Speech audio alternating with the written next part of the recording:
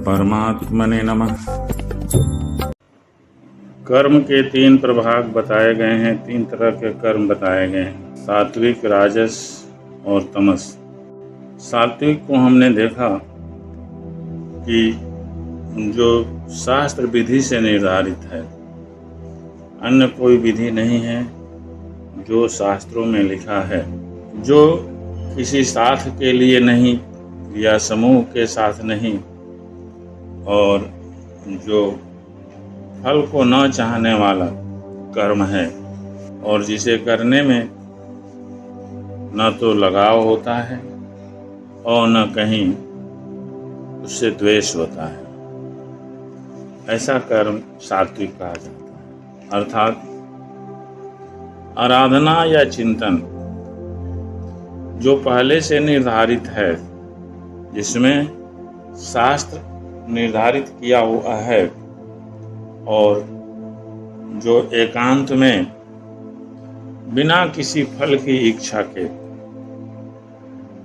बिना किसी लगाव के या बिना किसी द्वेष के किया जाता है, वह सात्विक होता है। इसमें फल की इच्छा नहीं की जाती। अब हमें समझ लेना चाहिए कि हमारा जो कर्म है वो कैसा है। दूसरा कर्म का है राजस कर्म। तो इसमें क्या है, जिसमें बहुत परिश्रम से किया गया है, जिसमें फल को चाहने की इच्छा हो, इसमें अहंकार भी है कि मैं करता हूँ, वह कर्म राजस कहा जाता है। वह भी वही कर्म करता है, वही साधना भी करता है, किंतु अंतर इतना है कि इसमें फल की इच्छा है और इसमें अहंकार है, इसलिए इसके द्वारा होने वाले कर्म राजस हैं। अब अगला देखते हैं कि तामस क्या है।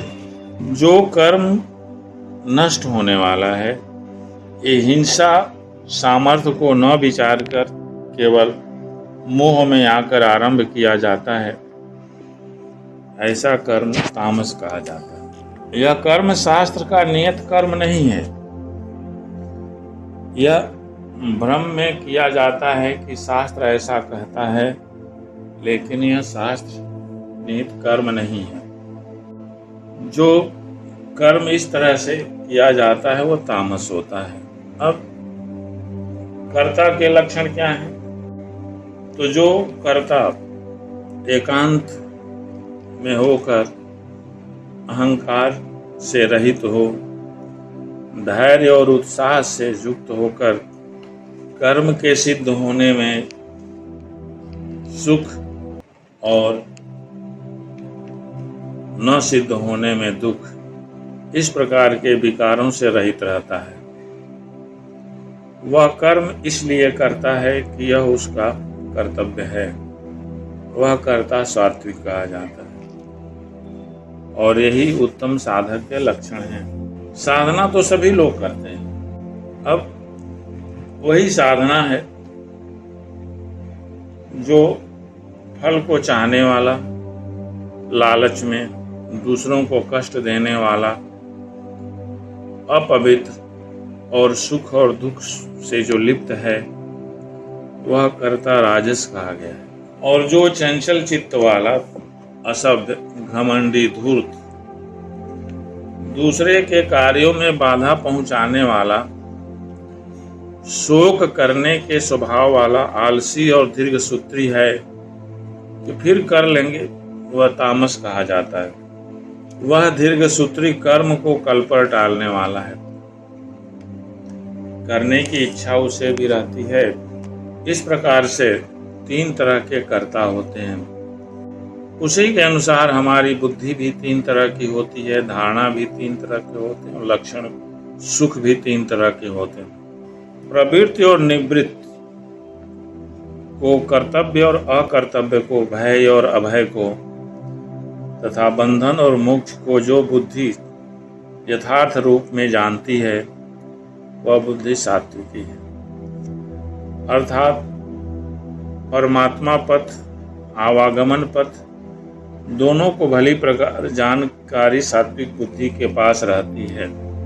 जिस बुद्धि के द्वारा मनुष्य धर्म और अधर्म को तथा कर्तव्य और अकर्तव्य को भी नहीं जानता है, अधूरी जानकारी रहती है, वह राजसी बुद्धि होती है। और जो तमोगुण से ढकी हुई अधर्म को ही धर्म मानती है तथा संपूर्ण हितों को विपरीत ही देखती है, यह बुद्धि तामसी है। यौगिक प्रक्रिया के द्वारा योग चिंतन के अलावा दूसरे किसी स्फुरण का न आना व्यभिचार है, अर्थात साधना में केवल इष्ट का आना ही सही होता है। यदि इष्ट नहीं आता है तो यहाँ व्यभिचार होता है, इसका संसारिकता से कुछ लेना देना नहीं होता है। चित्त का बहक जाना यही व्यभिचार है। अतः ऐसी व्यभिचारिणी अव्यभिचारिणी धारणा से मनुष्य मन, प्राण और इंद्रियों की क्रिया को जो धारण करता है वही धारणा सात्विकी है। धारणा के विषय में कहा गया है कि जब मन, प्राण और इंद्रियां इन सब की क्रियाएं एक इष्ट के तरफ रहती हैं तो वह सात्विकी है, और जब नहीं रहती हैं तो वह व्यभिचारिणी है। मन, प्राण और इंद्रियों को इष्ट की दिशा में मोड़ना ही सात्विक धारणा है तथा फल की इच्छा वाला मनुष्य जो हर चीज में अपने आप को आसक्त रखता है, केवल धर्म, अर्थ और काम को धारण करता है, मोक्ष को नहीं, वह धारणा राजसी है। इस धारणा में भी लक्ष्य वही है, लेकिन उसमें कामना बनी रहती है। जो कुछ करता है उसके बदले में चाहता है। अब तामसी धारणा की क्या लक्षण है? जो दुष्ट बुद्धि वाला मनुष्य जिस धारणा के द्वारा निद्रा, भय, चिंता, दुख और अभिमान को भी नहीं छोड़ता, उसे भी धारण किए रहता है, वह तामसी धारणा है। अब तीन तरह के सुख भी होते हैं। जिस सुख में साधक अभ्यास से रमण करता है, अर्थात चित्त को समेटकर इष्ट में ही वह लगा रहता है, जो दुखों का अंत करने वाला है, तथा इस प्रकार के सुख साधन के आरंभ काल में यद्यपि विष के सदृश लगता है, परंतु परिणाम में अमृत तुल्य होता है, यही सुख सात्विकी सुख कहा जाता है। जो सुख विषय और इंद्रियों के संयोग से होता है, वह यद्यपि भोग काल में अमृत के समान लगता है, किंतु परिणाम में विष के समान होता है, क्योंकि जन्म मृत्यु का कारण है। वही सुख राजस कहा गया है। जो सुख भोग काल और परिणाम में भी आत्मा को मोह में डालने वाला हो, संसार की निशा में अचेत रखने वाला है, आलस्य और व्यर्थ की चेष्टाओं से उत्पन्न, वह सुख तामस कहा गया है। पृथ्वी में, स्वर्ग में अथवा देवताओं में ऐसा कोई भी प्राणी नहीं जो प्रकृति के तीनों गुणों से रहित हो, अर्थात ब्रह्मा से लेकर कीट पतंग, यवन मात्र, जगत क्षण भंगुर मरने जीने वाला है, तीनों गुणों के अंतर्गत है, अर्थात देवता भी तीनों गुणों का विकार हैं, नश्वर हैं। यहाँ बताया गया है कि कर्ता तीन तरह का, कर्म तीन तरह का होता है, और धारणा भी तीन तरह की होती है, और सुख भी तीन तरह का होता है।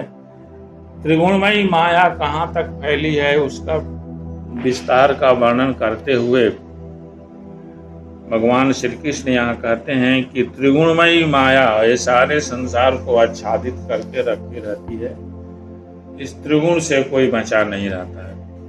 उन्होंने बताया कि हृदय में दो तरह की वृत्तियां होती हैं,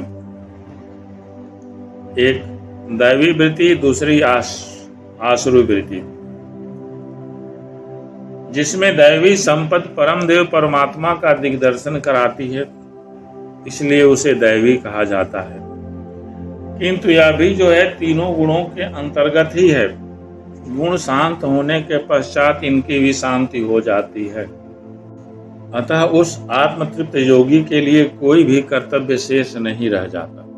इस तरह से 3 तरह के सुखों का वर्णन, 3 तरह के कर्ता का वर्णन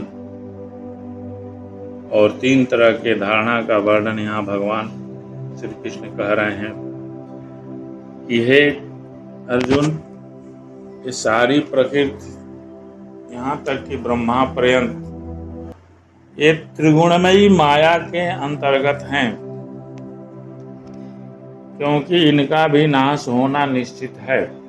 अब उन्होंने यहाँ जाति व्यवस्था का वर्णन देते हुए कहा कि ब्राह्मण क्षत्रिय विंसा शूद्राणाम च परंतप कर्माणि प्रभक्तानि स्वभाव प्रभवैर्गुण, अर्थात ब्राह्मण क्षत्रिय वैश्य और शूद्र के कर्म स्वभाव से उत्पन्न गुणों द्वारा विभक्त किए गए हैं। जैसा स्वभाव है वैसा ही वर्ण है। यदि स्वभाव में सात्विक गुण होगा तो हृदय निर्मल होगा, स्वच्छ होगा, ध्यान और समाधि की क्षमता होगी। तामसी गुण होगा तो आलस्य, निद्रा, प्रमाद रहेगा। और जैसा आपका स्वभाव है वैसे ही आपका वर्ण है, वही आपका स्वरूप है। और इस प्रकार अर्ध सात्विकी और अर्ध राजस से एक वर्ग क्षत्रिय का है। अतः जो आधा से कम तामस तथा विशेष राजस से द्वितीय वर्ग वैश्य का है। यहाँ भगवान ने कहा है कि लोग अनेक तरह की शंकाएं करते हैं कि हम इस वर्ण के हैं, हम उस वर्ण के हैं।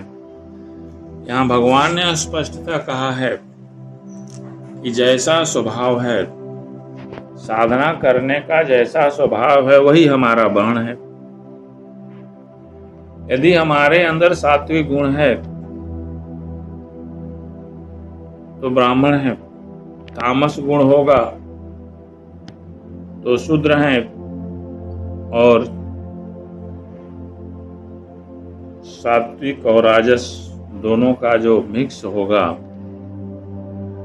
वह क्षत्रिय वर्ण कहलाता है। और इसी तरह से